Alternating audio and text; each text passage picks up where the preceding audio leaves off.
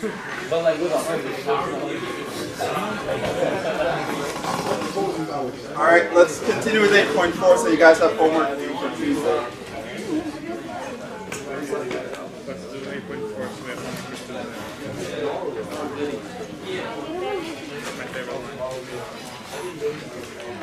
All right, settle down. Our last two tests are the ratio test and the root test, two very important tests. So we have two tests?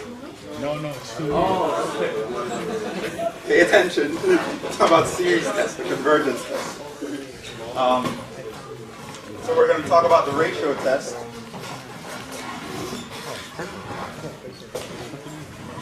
Very important test. We're going to use this when we're doing Taylor series as well to determine things like radius of convergence. But we'll talk about that when we get to it.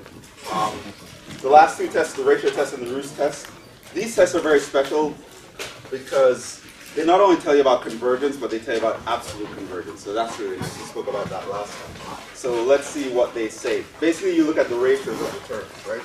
So this works with any series. Well, there's not a certain form you're looking for per se. It's a very general method. And the following is, well, as long as none of the terms are zero, that is. Because we're going to be doing division. Dividing by zero is going to mess everything up. So for the series an, where an is not zero for any n,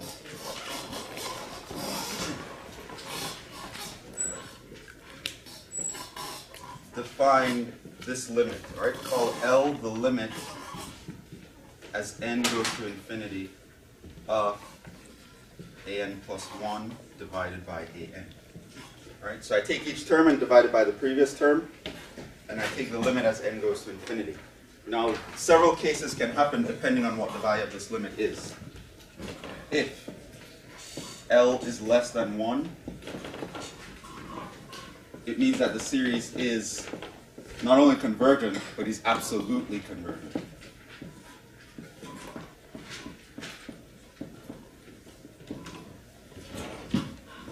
If your L is greater than 1, the series is divergent.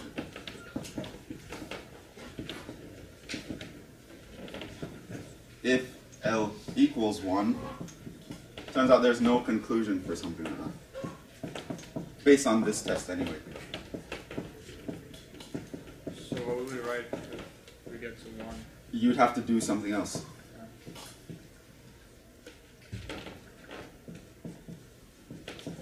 Do some other test. By the way, not the root test, which I'm going to talk about soon. Turns out the root test and the ratio test, they're very closely linked together. They'll actually give you the same conclusion in any case. So if you're inconclusive by the ratio test, you will also be inconclusive by the root test. So there's no point in actually doing it, right? So if you get L equals 1, just do something else. Do someone else in the table, except the root test, because it's going to also give you 1. But yeah, basically, if this limit is less than 1, you're absolutely convergent. Like absolutely converged, right? In the strongest sense possible, the gold standard of convergence, right? And that's basically what the ratio test is. It's particularly useful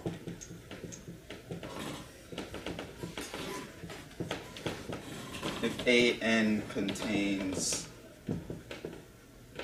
factorials and exponentials. Right, because factorials are kind of tricky to deal with a lot of times, because you can't, like the integral test would be weird with a factorial. How do you integrate a factorial? It gets complicated. So, but with factorials, remember we looked at an example where we divided two factorials. We know the trick, right? You just break them down and cancel out the common terms. So that's nice. Right? So it's a very important test. We're going to use this for things other than just testing series. So it's very important that you know this one. This test is super important. Can't. The part that says an is not equal to 0, that's not including like going to infinity, right? Because an has to go to 0 in infinity. doesn't have to equal 0, it has to approach 0. Okay. It's very different. They have to get infinitesimally small, but you don't have to hit 0 actually. Because we're doing this whole division thing, you can't have this a and b in 0 at any point, because that will mess things up. Okay, let's do some examples.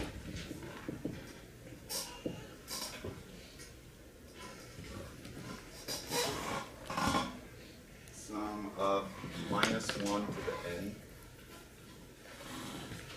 n divided by 2 to the n.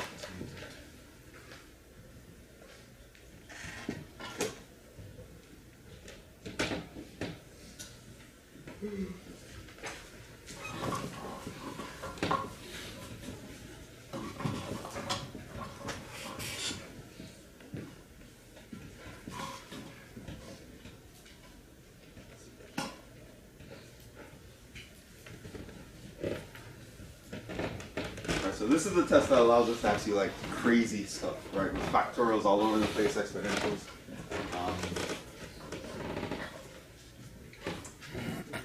Okay, so here's one. It's going to be a half of a half. Come again? It's going to be a half of a half. What? If you... Well, we'll see. So here, let's say we're applying the ratio test, which means that this guy here is my an. So I'm just going to look at L, which is the limit as n approaches infinity of an plus 1 over an.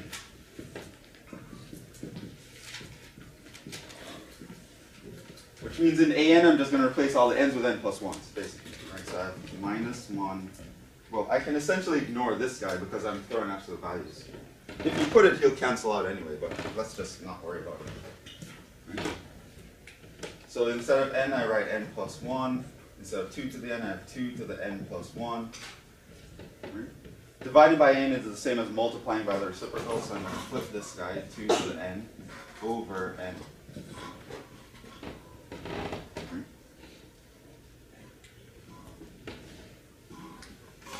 So this guy here is a n plus 1. This guy here is 1 over a n. Now simplify. What I like to do is I like to group terms that are similar together, and we'll see this again when we talk about Taylor series and radius of convergence. So I'll put the polynomials together and I'll put the exponentials together. Because these expressions can be really complicated, you want to make it as simple for yourself as possible. So you can see when things cancel clearly. So for example, this 2 to the n is going to cancel with that n. So I just have over 2. And then this guy, I can clearly see that as n goes to infinity, he's going to go to 1. So overall, what is this limit? Just a half. Now a half is less than 1.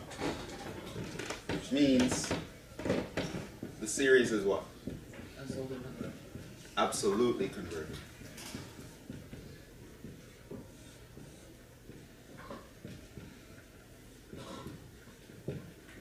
So yesterday when we were talking about testing for absolute convergence, where we said, check if it's absolute convergent. If it's not, check conditional. If it's not, do so on and so forth. This is a really quick way, a process to get to absolute convergence right away. Right, your absolute values are built right into everything, so it's a really nice test for something like that. So because the absolute value, the negative 1 and just goes away? Yeah, because I put minus 1 to the n plus 1 over minus 1 to the n. They'll cancel, you get minus 1, but then the negative 1 factor becomes positive by the absolute value. So you can ignore.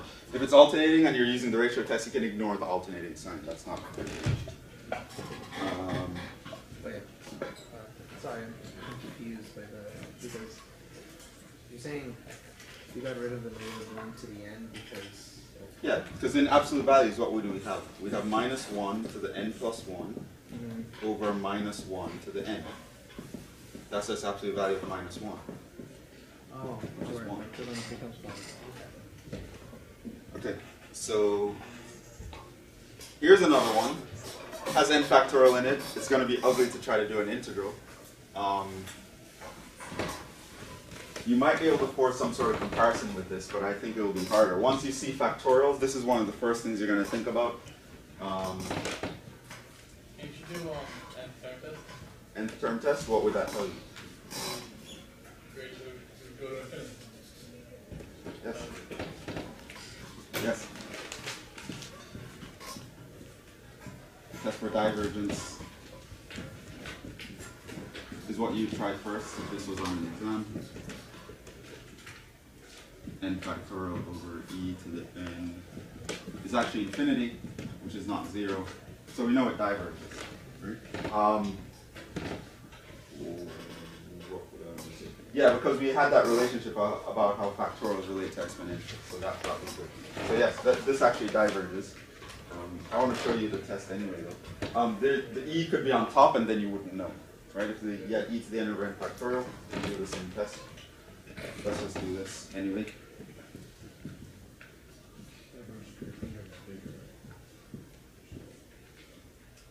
So this guy better say it's bigger than 1, or else you're in trouble. So here I'm going to have an plus 1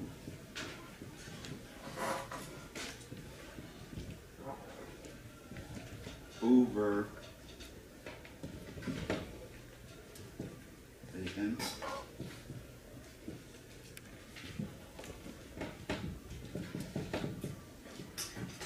Here I've regrouped. So I have n plus 1 factorial over n factorial times e to the n over e to the n plus 1. This guy cancels with that. This n factorial cancels the factorial there. And immediately you can see as n goes to infinity, this gives you infinity, which is actually bigger than 1.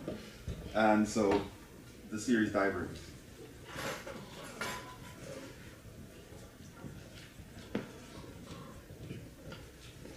Yeah, but Ryan stole our thunder and told us, yes, the test for divergence is what you should have done first. Sorry. At this point, I was like, why do you guys make us work so hard? You should have done this. And then, yeah, he just stole my rage quit. I was just going to walk out like Mark. She's like, tell me this, and you guys never listen to this. That's the ratio test. Lots more examples in your homework. That's all I'm going to do. Move on.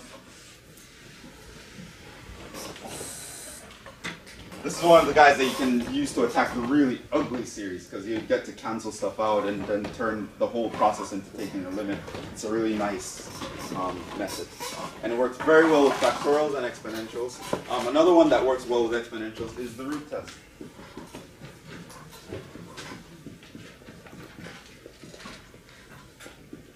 Again, works with any series.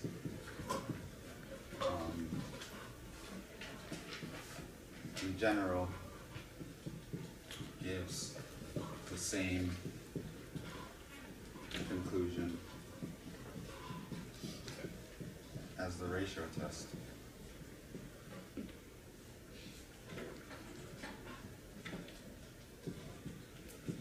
Right, so if one of these tests doesn't work, you don't try the other one, you have to try something completely different. So here, you look at a different limit. L equals the limit as n goes to infinity.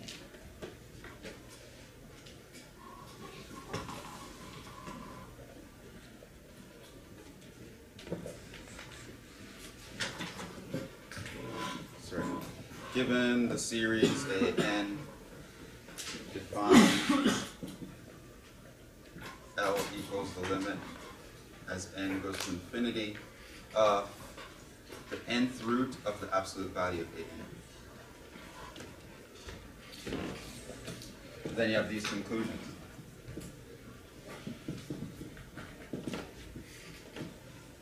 If L is less than 1, we have absolutely convergent.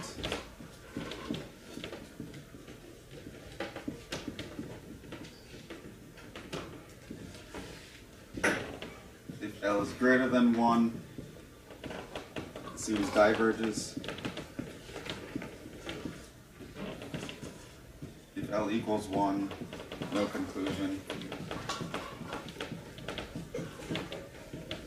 Try something else.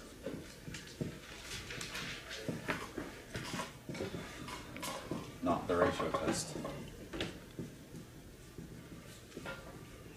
because he'll also give you no conclusion.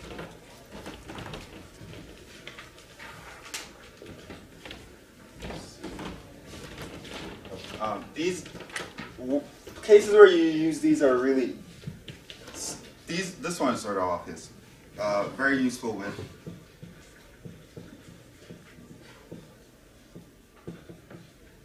exponentials, because you're taking the nth root, so you can kill powers to the n. Or if an is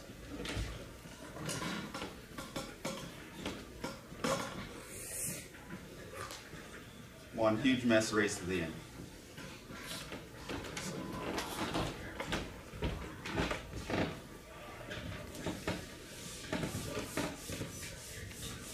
Let's do an example. Make sure you get that. Yeah, I don't think- I got it. Oh, you did? Yeah. Ah. I got it like that. Right.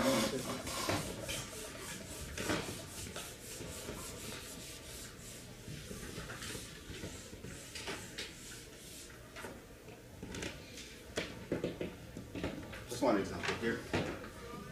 Series 1 to infinity.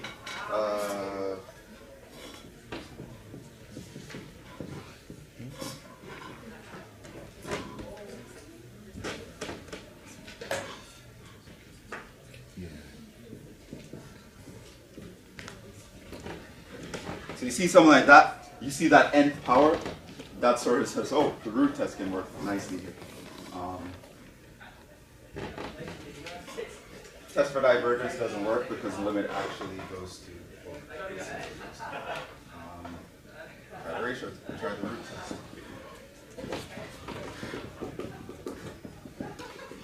So I'm going to look at the limit, n goes to infinity of the nth root of 2n plus 7 over 7n minus 3 to the n. But this just cancels that.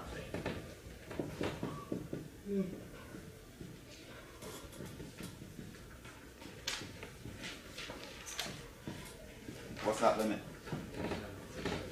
What? 2/7 happens to be less than 1. Series converges absolutely.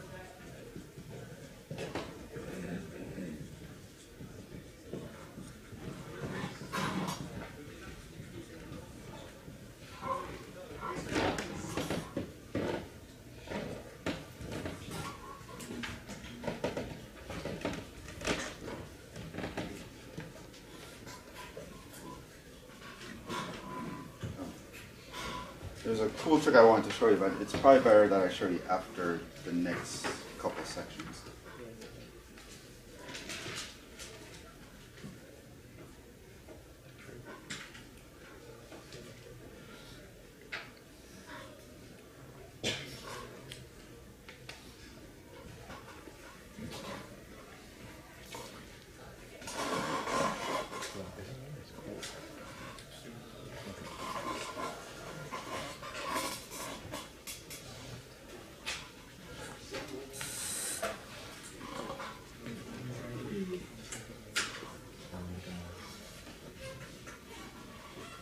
Marcus scheming. Marcus scheming. Yeah, I see him. He's like, I see him there. He gave me that creepy wave. He's like, Better hope he's not carrying a gun. Hope he hasn't been talking to John for. That's.